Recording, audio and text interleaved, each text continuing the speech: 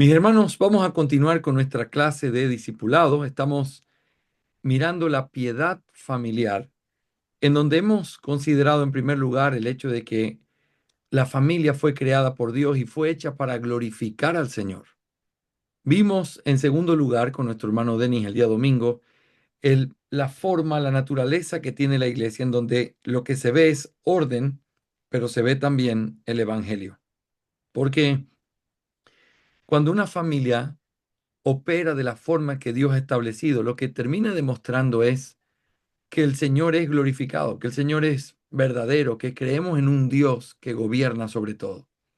Pero por el otro lado, cuando se lleva bien a cabo el tema de la familia, nosotros tenemos un reflejo precioso del Evangelio que no solo nuestros hijos van a ver, sino también los inconversos que están a nuestro lado van a ver. Pero mis hermanos, me temo que lo contrario también es verdad. Cuando hay una familia que no honra al Señor, que no tiene los principios puestos en el lugar correcto, en vez de ser un reflejo del Evangelio, trae vituperio al nombre de Cristo, es una tergiversación de lo que implicaría toda esa conexión o esa relación importante que Dios nos manda. Así que el día de hoy vamos a considerar un tercer tema dentro de la piedad familiar y vamos a avanzar todo lo que podamos en unos 40 minutos, 45 minutos, porque sé que es tardecito y no quiero cansarlos, pero voy a tratar de avanzar todo lo que yo pueda, mirando los deberes que tiene una familia en esa piedad. Así que, ¿cuáles son los deberes? Hay deberes que van de los esposos hacia las esposas. Otros deberes son de las esposas hacia los esposos. Hay otro que es de los padres hacia los hijos y el otro de los hijos hacia los padres. Piensa en esto. Tú tienes siempre esta relación.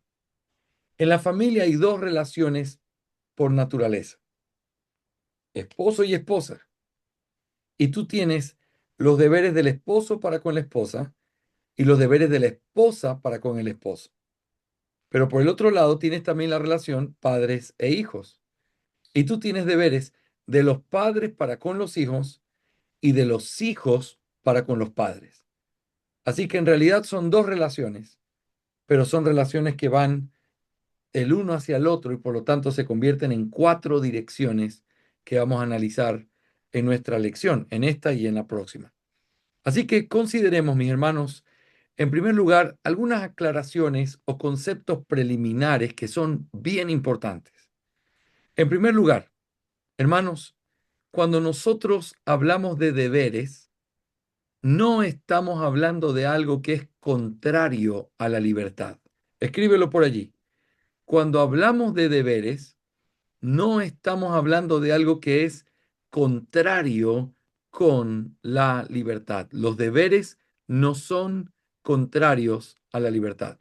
Es una objeción muy común escuchar a personas decir, bueno, es que hablar de deberes es algo anticuado cuando hablamos de las responsabilidades de un creyente, porque ¿cómo puedes decir que un creyente ama al Señor, que lo ama con libertad, si le dices que tiene deberes que cumplir? Los deberes, en realidad, nos recuerdan el verdadero significado de la libertad. No fuimos librados para vivir en libertinaje, fuimos librados para tener el poder, la capacidad de cumplir lo que Cristo nos ha mandado hacer. Alguien podría objetar que los deberes no tienen su origen en el amor, sino que en realidad deber significa algo opuesto al amor. Es una obligación, pero eso es una falacia, porque hermanos, el amor es completamente libre, pero lo que viene en ese amor nos impone responsabilidades. Por ejemplo, el amor no es un sentimiento egoísta que hace lo que quiere por quien quiere, sino que hace lo que debe por quienes debe hacerlo. El amor verdadero cuida, protege, provee, da dignidad a la otra persona, mostrándole que es una responsabilidad o un deber de cada cónyuge hacerlo, pero mostrando amor a través de hacerlo. Ahora que la ley está en el corazón tuyo y en el mío, porque hemos nacido de nuevo, tenemos una nueva relación con Cristo, tenemos un amor por Él, pero ese mismo amor y esa misma ley nos demanda vivir de una manera como Él quiere. El amor al prójimo incluye amor, pero ese amor incluye el deber que trae ese amor.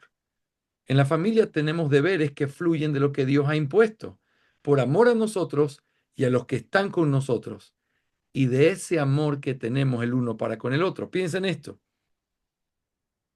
Despertarse todos los días para ir a trabajar, para mantener a sus hijos, para que puedan comer, es una obligación. Uno diría, sí, claro, pastor, es una obligación. Eso es lo que un hombre debería hacer. Es lo que los padres deberían hacer por sus hijos. Deberían esforzarse y trabajar para que no les falte nada. Muy bien, es una obligación. Pero te pregunto, ¿esa obligación no fluye del amor? Me acuerdo cuando los niños eran más chiquitos y a veces tenía que salir de madrugada para irme al campo. Me gustaba entrar al cuarto. Todavía hago eso en las noches o bien temprano en la mañana. Entro y los miro, dormiditos. Y pienso, cualquier esfuerzo vale la pena para que ellos puedan descansar seguros y tengan todo lo que ellos necesiten. Sí es una obligación. No es chévere despertarte cuando todavía no amanece y salir a trabajar cuando todavía es de noche. No es divertido. No es divertido salir cuando uno está cansado, cuando está enfermo, cuando no es divertido. Pero lo que motiva tu corazón a cumplir esa obligación es el amor que tienes por aquellos por quienes lo haces. ¿Sí o no? Así que cuando nosotros hablamos, hermanos, de esto, nosotros tenemos que entender que cuando hablamos de deberes en una familia, estamos hablando de algo que es algo que fluye del amor. Por eso también podemos decir que la falta de cumplimiento de un deber es igual a una falta de amor. Cuando no hacemos nuestras responsabilidades, como padres, como hijos, como hermanos, como esposos, nosotros no lo hacemos, escúchame bien, por una falta de amor hacia Dios y hacia el prójimo. En última instancia, lo que no te mueve a hacer lo que tienes que hacer se llama falta de amor. Por eso es bien importante saber que cuando hablamos de deberes, estamos hablando de amor. Porque Yandri, amar a tu madre, respetarla, fluye del amor, pero es tu deber, tienes que hacerlo. Porque Jackson, amar a Marcelita, es una responsabilidad que fluye del amor, pero es tu responsabilidad. Denis, salir al parque a jugar con tus niños, amar a tu esposa, es tu responsabilidad, es una obligación, pero fluye del amor.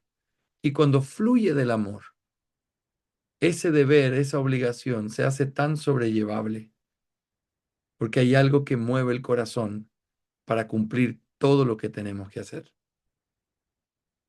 A mí no me es muy difícil decirle cosas lindas a la Nati.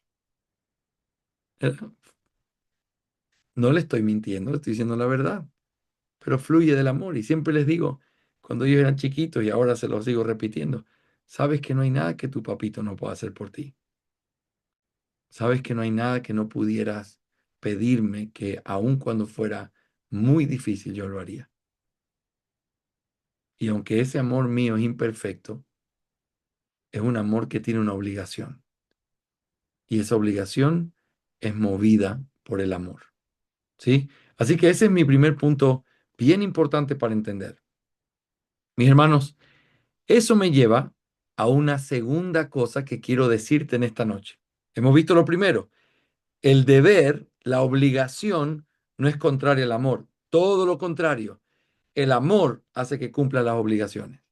Pero en segundo lugar, la segunda cosa es que tenemos que interpretar la familia a través de una triple estructura. Hace unos años, cuando estaba trabajando en este material en clases de escuela dominical, me encantó encontrar esta triple estructura que yo quiero animarte a que puedas verla con alegría, que es parte de lo que vamos a ir mirando aquí. Y es la forma en la que los puritanos solían ver cómo interpretar la vida, cómo entender la vida que uno tiene. La primera es la estructura doctrinal. La estructura doctrinal. No te veo escribiendo, escríbelo. La estructura doctrinal. Ahora, la estructura, bien ahí mi Walterito, la estructura doctrinal tiene que ver con entender, entender. ¿Cómo tú puedes cumplir tus deberes? ¿Cómo tú puedes saber lo que Dios espera de ti? ¿Cómo tú puedes saber cuál es la voluntad de Dios para tu vida si no tienes el entendimiento de que Dios te lo pide o por qué Dios te lo pide? Así, mis hermanos, la parte doctrinal es la primera estructura en nuestra manera de entender nuestros deberes. Pero en segundo lugar, está la estructura del deber. Ya cuando entiendo, lo primero que viene después de que lo entiendo, esa es la parte doctrinal, es ¿y qué quiere Dios que yo haga? Ya entendí. ¿Qué es lo que Dios me pide que yo haga ahora que entendí esto? Les voy a poner un ejemplo. Digamos que tú empiezas tu vida cristiana y descubres en un texto bíblico que tienes que orar sin cesar y que orar es parte de la comunión de un cristiano con Dios y que orar es hablar con Dios y que Dios quiere y esa es su voluntad para nosotros. La pregunta es, esa es la parte doctrinal, pero de eso se desprende la parte del deber. ¿Cuál es el deber? Que cuando tú entiendes eso, tú dices, ¿y qué es lo que Dios quiere que yo haga al entender eso? Y entonces descubres tus deberes. Dios quiere que yo ore. Dios quiere que yo tenga tiempos particulares donde me aparte a mi cuarto, tenga una lista de oración, pida por las personas, pida por mis padres, ¿verdad? Por mi esposo, por mi esposa. Ese es el deber. El deber fluye de la doctrina. Cuando entiendes, entonces se hace. Es así como funcionaban también las cartas en el Nuevo Testamento. Nota, Pablo enseña en los primeros 3 capítulos de Efesios todo lo que implica lo que Cristo hizo por nosotros, que ahora somos un solo cuerpo, que ahora tenemos una unidad en Cristo, que hemos sido salvados por gracia, que tenemos que reconocer que estábamos muertos en nuestros pecados. Todo eso dice capítulos 1 al 3. Capítulos 4 al 6 te dice, por tanto, ahora que te dije todo lo que te dije, así es como tienes que vivir. La doctrina es la base, pero la práctica se desprende de esa base, de esa doctrina, para decir, esto es lo que Dios quiere que yo haga ahora que yo entiendo esto que Dios me pide. Así que la estructura doctrinal, el deber, pero finalmente la promesa, la promesa. Piénsalo conmigo. La promesa significa, veo qué tengo que hacer, entiendo que esa es mi responsabilidad, pero ¿qué herramientas tengo? ¿Qué tengo para poder cumplir con esa tarea? Porque me doy cuenta que es una tarea muy grande, que es una tarea sublime, que es una tarea importante. ¿Qué tengo yo para poder cumplir esa tarea? Y entonces al ver la promesa, recuerdas a Cristo. Al ver la promesa, recuerdas su perdón. Al ver la promesa, recuerdas que tienes al Espíritu Santo que te ayuda y te sostiene en medio de ese deber. Porque eso es parte de lo que nosotros hacemos cuando pensamos en nuestras obligaciones. Tienes que entenderla, entender tu deber y recordar cuáles son las promesas que Dios te da para que puedas caminar en el cumplimiento de ese deber. En el libro El hombre como sacerdote en el hogar, el doctor Waldron hace una preciosa descripción que siempre se guardó en mi corazón. Lo he leído algunas veces, pero eso se guardó en mi corazón de una manera profunda. Él decía, el papá como sacerdote en el hogar tiene que ser aquel que intercede por los suyos y tiene que orar, así como lo hizo Job, constantemente, clamar por ellos, pedir por ellos, etcétera, etcétera, etcétera. Y entonces el doctor Waldron dice, y el hombre entonces se lo ve como alguien que está de rodillas, pero el hombre podría pensar, pero ¿qué hago cuando yo mismo necesito que alguien ore por mí? ¿Pero qué hago cuando estoy abrumado, cuando estoy cansado, cuando me doy cuenta que soy débil para cumplir con este deber? Y él decía, entonces te acercas al trono de la gracia y te das cuenta de pronto que cuando tú llegas a decir, Señor, voy a pedirte algo, te das cuenta que Cristo ya estaba orando por ti. Qué poderosa es esa escena. Porque el hombre tiene que sostener a su familia, tiene que orar por su familia, pero el hombre no está solo haciéndolo como si lo hiciera en su fuerza. Cristo intercede por nosotros. Qué lindo recordatorio. Esa es la promesa en medio del deber y todo eso se desprende de la doctrina o de entender lo que Dios quiere de nosotros.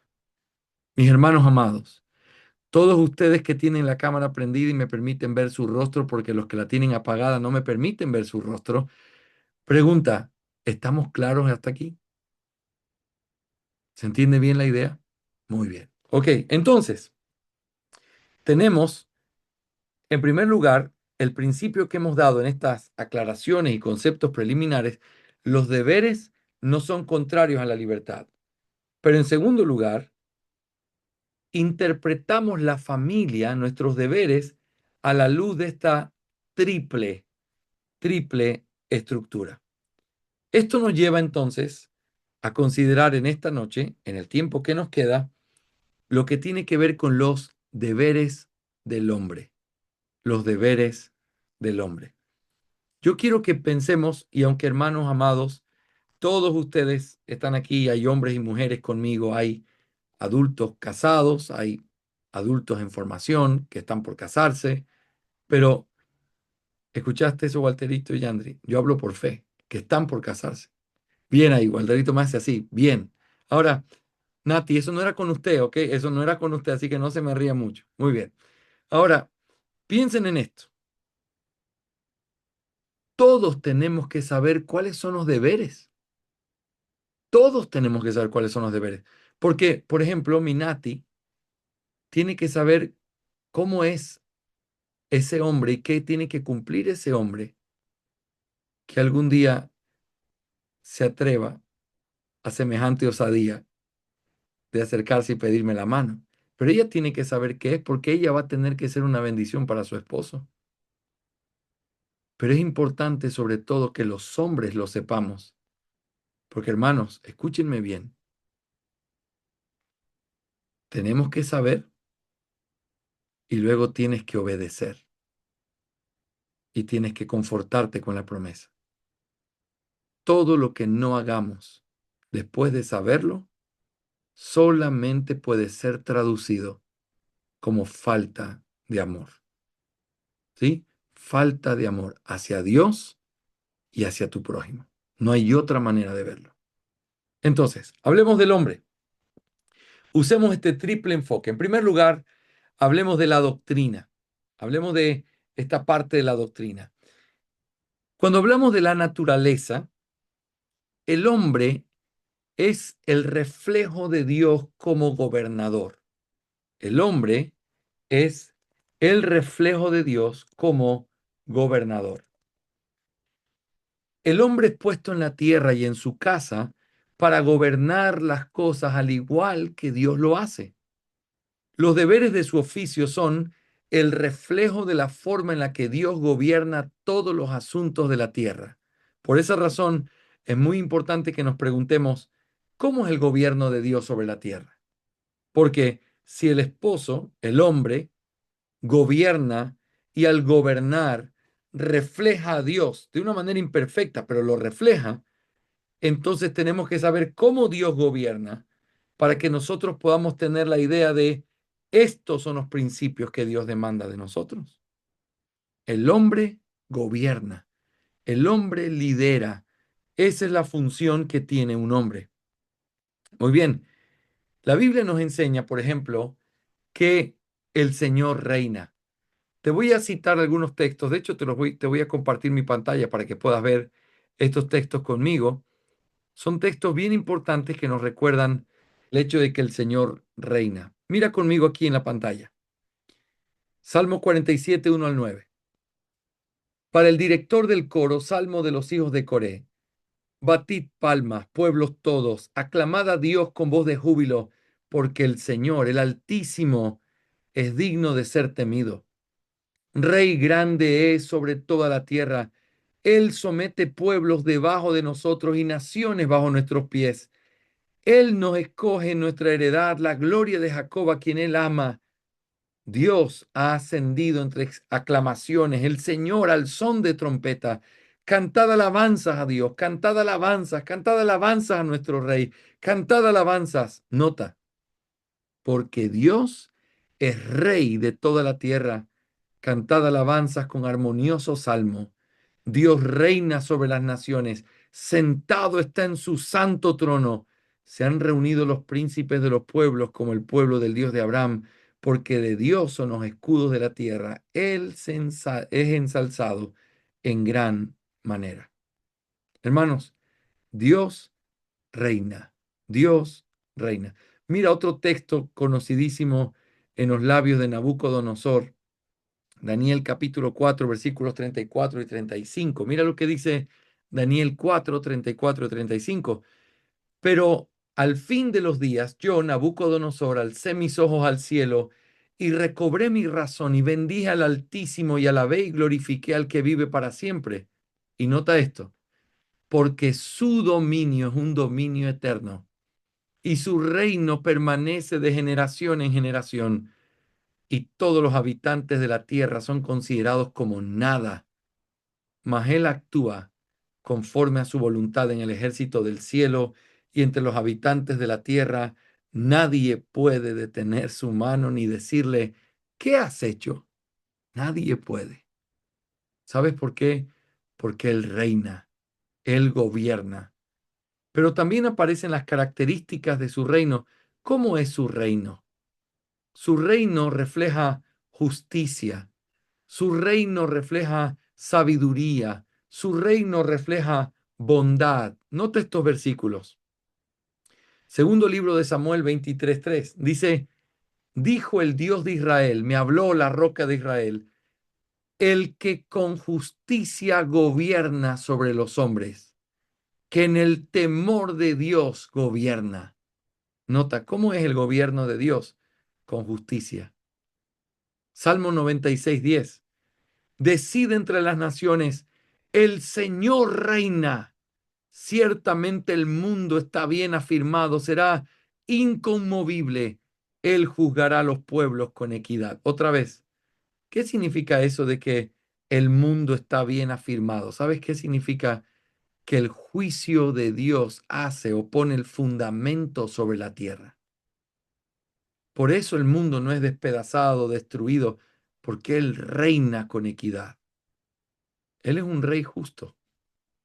Salmo 104, 1, 2 y luego versículo 14 dice, 14 en adelante, bendice alma mía al Señor, Señor Dios mío, cuán grande eres, te has vestido de esplendor y de majestad, cubriéndote de luz como un manto, extendiendo los cielos como una cortina. Versículo 14, Él hace brotar la hierba para el ganado y las plantas para el servicio del hombre, para con él para que él saque alimento de la tierra y vino que alegra el corazón del hombre, para que haga brillar con aceite su rostro, alimento que fortalece el corazón del hombre. Los árboles del Señor se sacian, los cedros del Líbano que él plantó, donde hacen su nido las aves y la cigüeña, cuya morada está en los cipreses. Los montes altos son para las cabras monteses, las peñas son refugio para los tejones. Él hizo la luna para medir las estaciones. El sol conoce el lugar en su ocaso. Tú ordenas la oscuridad y se hace de noche, y en ella andan todas las bestias del bosque. Rugen los leoncillos tras su presa y buscan de Dios su comida. Finalmente, versículo 27. Todos ellos esperan en ti. para que les dé su comida a su tiempo. Tú les das, ellos recogen, abres tu mano, se sacian de bienes. Mira qué precioso. Déjame poner aquí. Nosotros tenemos aquí una preciosa realidad de la sabiduría de Dios en la creación. A mí me llama mucho la atención. Calvino tiene un comentario maravilloso de este pasaje, pero este pasaje habla de la sabiduría de Dios. Mira los detalles, solo quiero que lo notes conmigo. Él se ha vestido de esplendor y de majestad. Así es como describe cómo es la creación. Es el vestido de Dios. Tú ves a Dios por medio de su vestido, que es la creación, y esa creación es esplendorosa, llena de majestad. Pero nota la sabiduría, no solo el esplendor de la creación, nota la sabiduría. Él hace brotar la hierba para el ganado. Él preparó un ecosistema perfecto. La tierra produce hierba, la hierba se la come el ganado. Las plantas para el servicio del hombre, para que él saque alimento de la tierra.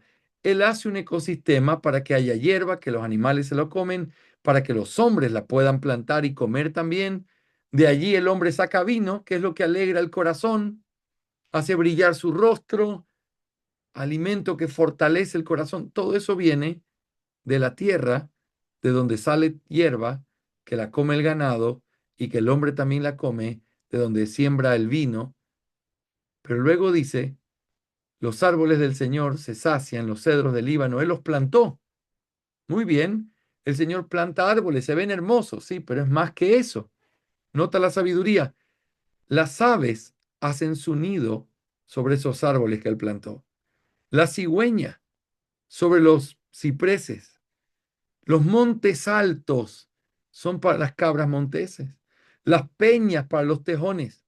Nota, él hizo la creación y a cada cosa le dio un sentido que ayuda al otro. Es como si lo uno está apoyado sobre lo otro, sobre lo otro, sobre lo otro. Muestra sabiduría. Pero luego mira lo que dice. Él hizo la luna para medir las estaciones. El sol ordena la oscuridad, hace la noche. Pero nota, en la noche caminan por allí las bestias del bosque. Cuando la Nati era chiquita, nos íbamos a una hacienda donde trabajaba mi papá. Y cuando salíamos era de noche, y eran como 7 kilómetros en medio del campo. Y cuando íbamos, a la Nati le gustaba ver porque siempre habían ojitos así como en el campo que eran animales. Salían raposas, conejos, ¿verdad? Lo que sale en la noche en el campo, como no hay bulla. Y uno ve, los animalitos se pasean en la noche. Los depredadores se pasean en la noche. Los leoncillos salen a buscar su presa en la noche. Pero en el día, que es lo que viene en el versículo siguiente, 22, todos se van a dormir y el hombre sale de su casa para ir a trabajar la tierra. ¡Wow! ¡Qué increíble! Esto está perfectamente coordinado. Dios crea esto, se lo come esto y esto come esto y entonces funciona así. Y luego tienes el tiempo y cómo todas las criaturas interactúan. Oigan, ¿qué es lo que se refleja en todo eso? Solamente los científicos necios dicen que eso es producto de la casualidad. Cuando uno mira la creación, uno solamente puede decir, la gloria de Dios se desprende a través de conocer o reconocer el hecho de que Dios hace todo con sabiduría. Hermanos, pregunto, ¿cómo Dios gobierna? Dios gobierna con justicia, Dios gobierna con sabiduría. Mateo 6, 25 al 34 dice este precioso pasaje. Por eso os digo, no os preocupéis por vuestra vida, qué comeréis o qué beberéis, ni por vuestro cuerpo, qué vestiréis. ¿No es la vida más que el alimento y el cuerpo más que la ropa? Y ahora mira lo que dice, que esto otra vez es la muestra de cómo Él gobierna su creación. Mirad las aves del cielo, que no siembran, ni ciegan, ni recogen en graneros, y sin embargo, vuestro Padre Celestial las alimenta. ¿No sois vosotros de mucho más valor que ellas? ¿Y quién de vosotros, por ansioso que esté, puede añadirle una hora al curso de su vida? Y por la ropa, ¿por qué os preocupáis? Observad cómo crecen los lirios del campo, no trabajan ni hilan, pero os digo que ni Salomón en toda su gloria se vistió como uno de estos. Hermanos, ¿se acuerdan ese himno precioso que cantamos? Si Él tiene cuidado de las aves del campo, ¿cómo no va a tener cuidado de mí? ¿Y sabe lo que se refleja en eso? La bondad de Dios en proveer para su creación. Dios provee para su creación porque así es como Él gobierna. Él gobierna con justicia, gobierna con sabiduría, gobierna con bondad, porque los leoncillos no padecen de hambre, porque el Señor los alimenta. ¿Cuánto más nosotros? Eso muestra cómo Él gobierna. Ahora, recuerde lo que estamos haciendo. ¿Cuál es la importancia de saber cómo Dios gobierna? Porque el hombre es creado para poder reflejar cómo Dios gobierna. Somos un reflejo de Dios, imperfecto, no absolutamente igual, somos un reflejo distante de algo que en la perfección de Dios nosotros podemos reflexionar de manera tan imperfecta. Pero hermanos, Dios nos hizo a su imagen y semejanza para que nosotros pudiéramos reflejar el gobierno de Dios sobre la creación. Quiero mostrarte cómo en Génesis 1 se ve claramente esta conexión. Dios crea al hombre, lo hace a su imagen y lo que hace con él es ponerlo inmediatamente a que pueda gobernar. Fíjate. Y dijo Dios, Génesis 1, 26 al 30, hagamos al hombre a nuestra imagen, conforme a nuestra semejanza, y ejerza dominio sobre los peces del mar, sobre las aves del cielo, sobre los ganados, sobre la tierra, sobre todo reptil que se arrastra sobre la tierra.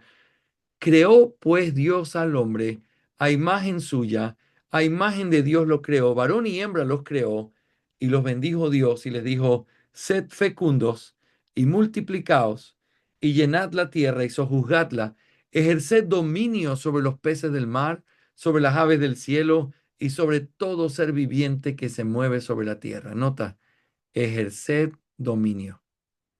Y dijo Dios, he aquí yo os he dado toda planta que da semilla, que hay en la superficie de toda la tierra, y todo árbol que tiene fruto que da semilla.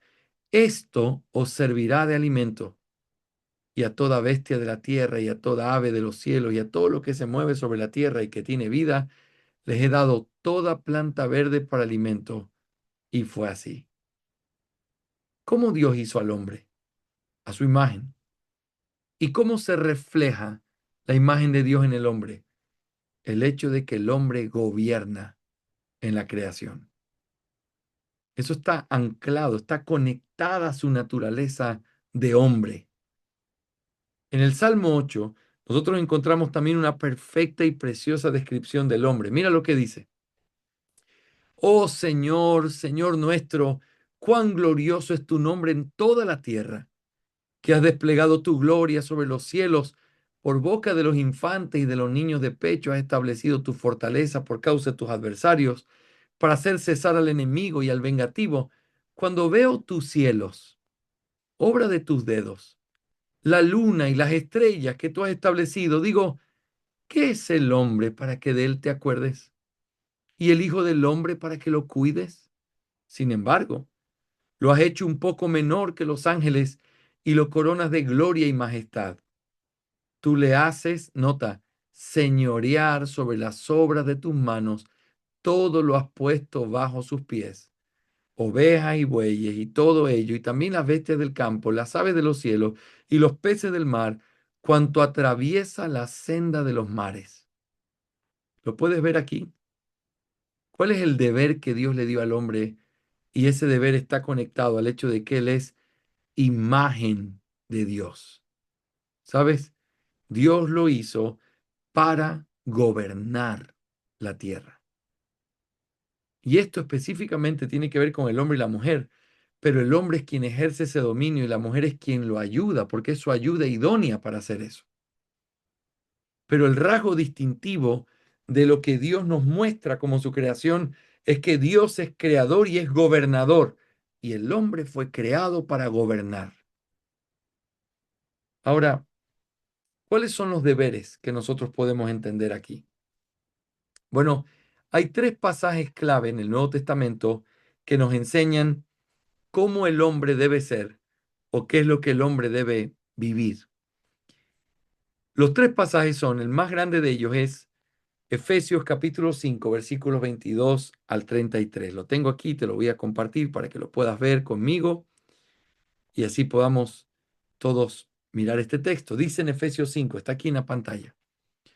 Las mujeres estén sometidas a sus propios maridos como al Señor, porque el marido es cabeza de la mujer, así como Cristo es cabeza de la iglesia, siendo él mismo el Salvador del cuerpo. Pero así como la iglesia está sujeta a Cristo, también las mujeres deben estarlo a sus maridos en todo. Maridos, amad a vuestras mujeres, así como Cristo amó a la iglesia y se dio a sí mismo por ella, para santificarla, habiéndola purificado por el lavamiento del agua con la palabra, a fin de presentársela a sí mismo. Una iglesia en toda gloria, sin que tenga mancha ni arruga ni cosa semejante, sino que fuera santa, inmaculada. Así también debe amar los maridos a sus mujeres como a sus propios cuerpos. El que ama a su mujer, a sí mismo se ama, porque nadie aborreció jamás su propio cuerpo, sino que lo sustenta y lo cuida, así como también Cristo a la iglesia, porque somos miembros de su cuerpo. Por esto, el hombre dejará a su padre y a su madre y se unirá a su mujer, y los dos serán una sola carne. Grande es este misterio. Aquí está el cantar de los cantares, ¿verdad? Pero hablo con referencia a Cristo y a la iglesia. En todo caso, cada uno de vosotros ame también a su mujer como a sí mismo y que la mujer respete a su marido. Cuando dice el texto que el hombre es cabeza sobre la mujer, significa que el hombre debe liderar, cuidar, gobernar, alimentar, enseñar, hacer crecer, etcétera, a su mujer. Así que vemos aquí la bondad y la justicia en el gobierno que Dios quiere que el hombre ejerza sobre su hogar. Otro texto, Primera de Pedro 3:7. Y vosotros, maridos, igualmente vivid de manera comprensiva con vuestras mujeres, como con un vaso frágil, puesto que es mujer, dándole honor como a coheredera de la gracia de la vida, para que vuestras oraciones no sean estorbadas. Colosenses 3:19 tiene la misma idea. Maridos, amad a vuestras mujeres y no seáis ásperos con ellas. Aquí se resaltan las palabras vivir de manera comprensiva, pero también no ser áspero. El hombre debe comprender a su cónyuge. Esto implica vivir comprensivamente y con gracia para con la esposa. Nuestro gobierno no implica dureza para con nuestras esposas, más bien lo contrario. Debemos cuidar a nuestras esposas en el gobierno que hemos recibido, amorosa y comprensivamente de parte de Dios. Debemos guardar nuestras palabras y nuestras actitudes. Así que, de manera práctica, nosotros tenemos que considerar en esta noche algunas cosas en cómo el esposo entonces el hombre debe llevar a cabo sus asuntos siguiendo el reflejo glorioso de lo que Dios hizo con él. Y aquí está mi esposa mirándome para sentenciar todo lo que voy a decir y así tiene que ser. Muy bien. Ahora, ¿cuáles son las cosas que nosotros tenemos que aprender de manera práctica? Aquí hay, hermanos, en estas notas hay, déjenme mirar exactamente cuántas aplicaciones. 4 aplicaciones prácticas de cómo se ve este gobierno. Hermanos, en primer lugar, el esposo, el hombre, debe gobernar los asuntos cotidianos y espirituales de su familia. El hombre debe imitar a Dios y debe hacerlo en estos dos aspectos. Primero, en los asuntos espirituales y devocionales en su hogar. Piénsalo conmigo. Si el hombre debe ejercer gobierno, autoridad sobre su casa, lo debe hacer en los asuntos espirituales y devocionales en su hogar. Esto requiere sabiduría para ser el maestro bíblico en su casa. Debe enseñarle a su esposa. Nuestras esposas deben ser enseñadas por nosotros, aunque existan ministerios que pudieran ayudar a las esposas en su crecimiento espiritual.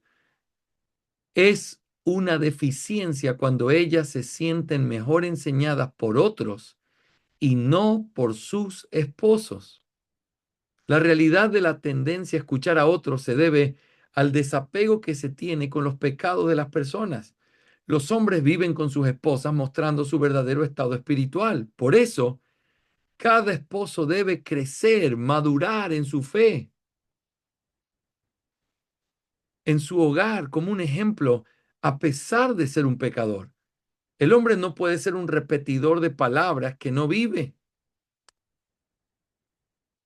Si nuestras esposas solo se alimentan de otras personas, muy pronto ellas pecaminosamente menospreciarán nuestros consejos y se sentirán que no tenemos nada que enseñarles.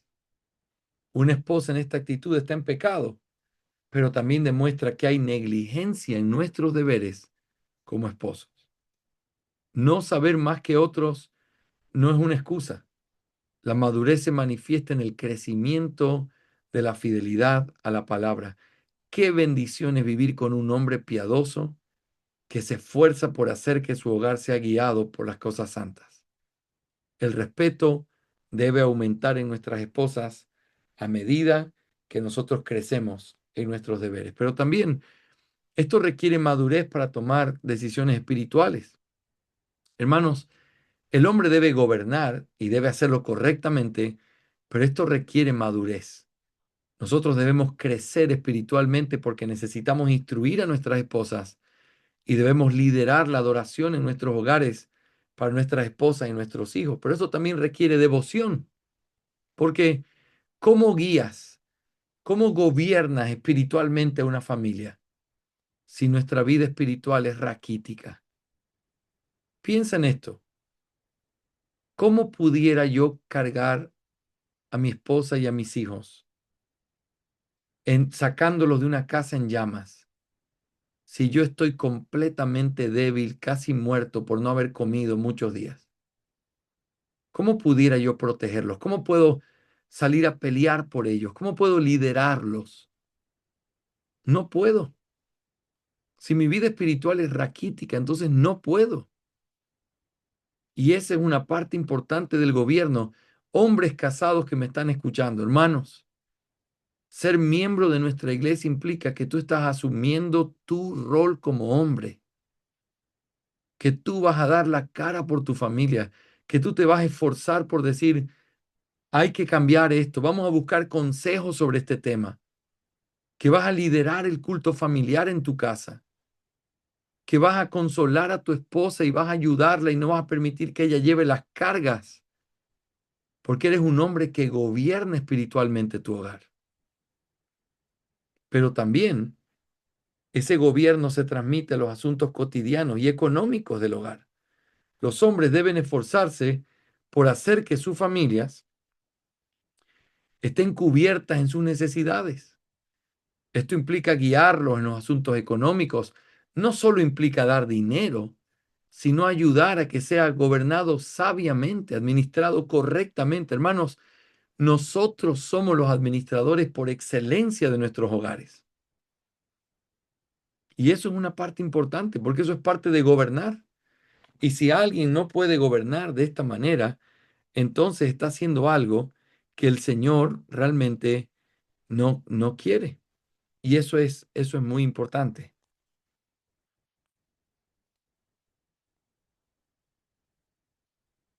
Entonces,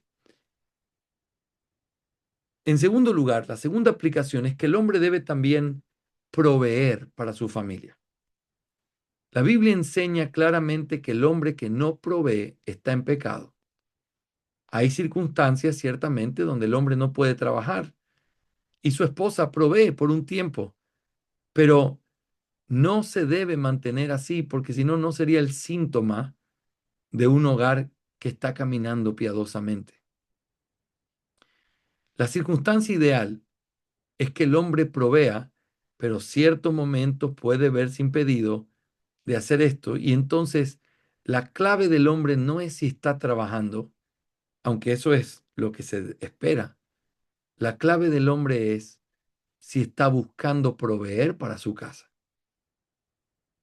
Porque a veces uno puede estar sin trabajo y eso es verdadero. Pero si no estás haciendo nada por encontrar un trabajo, si no estás haciendo nada por sacar adelante tu hogar, entonces estás en una falta en contra del carácter que Dios te dio para poder gobernar tu casa.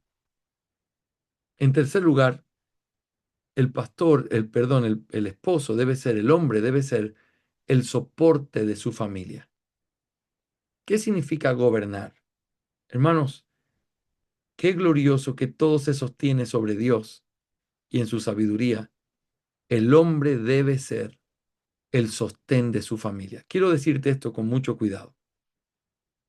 Si la mujer es el vaso débil o el vaso frágil, el hombre es el vaso fuerte. Nosotros fuimos puestos para proteger nuestro hogar. Eso no significa que los hombres no lloremos. Más bien, los hombres debemos ser sensibles, pero a la vez fuertes por la forma en la que Dios nos creó. Nuestra voz es más fuerte, nuestras manos son más fuertes, nuestro cuerpo resiste más, porque Dios nos creó para sostener nuestra familia. Hermanos, no es tu esposa la que tiene que llorar sola, no es tu esposa la que tiene que resolver los problemas. No son nuestras esposas las que tienen que ver cómo vamos a llegar a fin de mes. No es la esposa la que tiene que llorar solita las cosas malas que hacen los hijos, porque si te lo cuentan a ti te vas a volver loco. Y no, yo soy su soporte, yo soy el que la sostiene. Y eso es lo que debería estar en nuestro corazón y debería llevarnos a quebrantar profundamente. Una vez se me rompió el corazón cuando le pregunté a Lady, pero ¿por qué no me cuentas estas cosas? Y me dijo, precisamente por la forma en cómo reaccionas. Y entonces uno piensa, si yo quiero ser ese soporte, entonces yo tengo que madurar, porque toda esposa nació, aunque nuestras esposas sean fuertes, nuestras esposas nacieron para ser cobijadas por nuestros brazos, para abrazarlas, para que se tiren en nuestro pecho a llorar, sabiendo que todo va a estar bien. Esa es una frase que le gusta a Minati. Todo va a estar bien. Pero esa frase es una frase que nuestras esposas necesitan escuchar. Aun cuando el mundo esté en llamas, todo va a estar bien. Porque tú nunca vas a estar sola. Porque yo estoy aquí para ti. Porque Dios me puso aquí para ti. Todo va a estar bien. El hombre también debe conducirse con sabiduría para con los miembros de su familia. Especialmente en este contexto hablando de su esposa.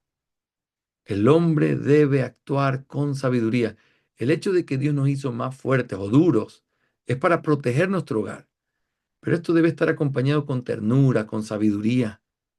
Debemos ser conscientes de las necesidades de nuestra familia. Debemos ser sensibles a sus necesidades. Le hice una promesa pública a Minati el otro día. Todos los martes me los voy a tomar libres después de que regrese de estos viajes. Yo, usted ya me conoce, soy una máquina de trabajo, pero no puedo ser insensible a las necesidades que los que me aman y me necesitan tienen y que yo tengo también. Entonces, yo no puedo sacrificar lo más importante sin escuchar lo que hay que hacer.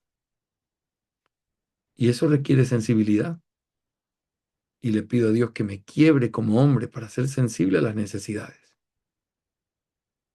Pero eso es parte de lo que tenemos que tratar de vivir y aprender, porque tenemos que aprender a movernos con sabiduría. Quiero terminar hablando de la promesa.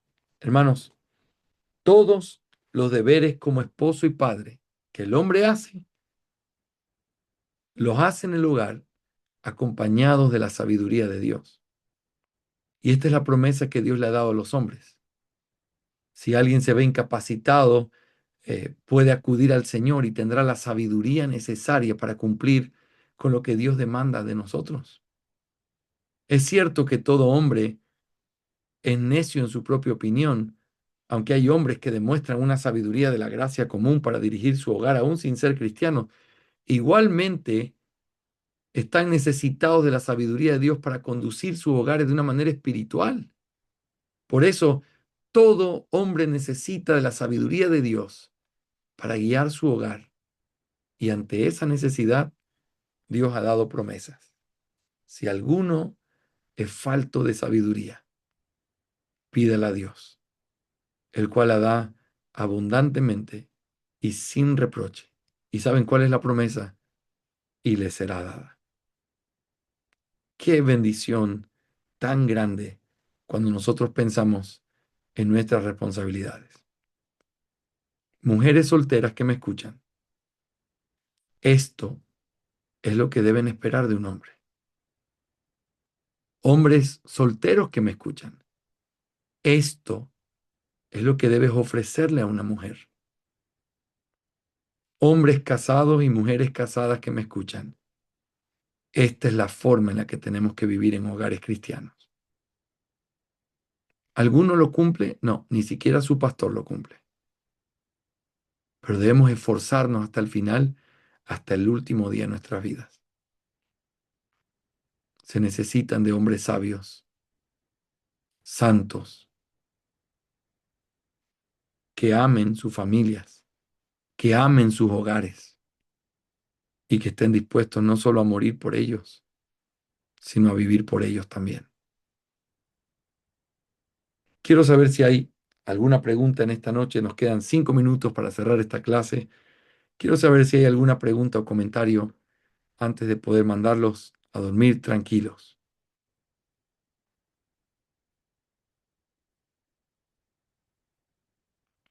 ¿Está todo claro? Sí, muy bien. Hermanos, quiero animarles y lo que estoy haciendo es profundizando un poco más que lo que hacemos los domingos solamente para poder aumentar más clases, ya que en octubre tenemos nuestro gran tiempo. Estoy tratando de aumentar clases para poder aprender bien algunos principios clave. Así que yo quiero proponerles, si ustedes lo ven bien, que podamos volver a juntarnos para estudiar quizá el sábado por la noche y así avanzamos lo que nos falta de los deberes y el domingo que nos vemos cara a cara, estudiamos cara a cara el resto de temas y así vamos avanzando sin problema. Quiero saber si estarían dispuestos a que nos juntemos sábado por la noche, manera de reflexión en estas cosas que estamos mirando. ¿Sí? Muy bien, muy bien. Muy bien. Vamos a orar en esta noche. Vamos a darle gracias al Señor. Espero que puedan descansar bien esta noche. Oren por mí. Estoy en algunos trabajitos. Si trabajo cuando estoy en casa, trabajo más cuando no estoy en casa. Así que hoy he tenido un día de ayuno completo, pero clamando al Señor y pidiendo sabiduría en las muchas cosas para hacer. Vamos a orar y vamos a terminar aquí nuestra clase de este día. Oremos al Señor. Te alabo, Señor, y te agradezco porque para siempre es tu misericordia. Gracias por mis hermanos, por su preciosa disposición. Ayuda a mis niñas Ortiz en su salud. Sostén a todos los que estén padeciendo alguna necesidad o circunstancia entre nosotros. Ayuda a nuestros matrimonios. Ayuda a la crianza de nuestros hijos, Señor. Y ayúdanos a crecer en entender la doctrina para saber cuáles son los deberes, para abrazarnos de las promesas. Tuya es la gloria, Señor, y te alabamos en el nombre de Jesús. Amén. Que la gracia del Señor sea con ustedes, mis hermanos amados. Les mando un abrazo con mucho cariño. Que descansen y que el Señor nos regale una preciosa semana para su gloria. Buenas noches a todos mis hermanos queridos. Hasta luego, hermanos. Flor, chao.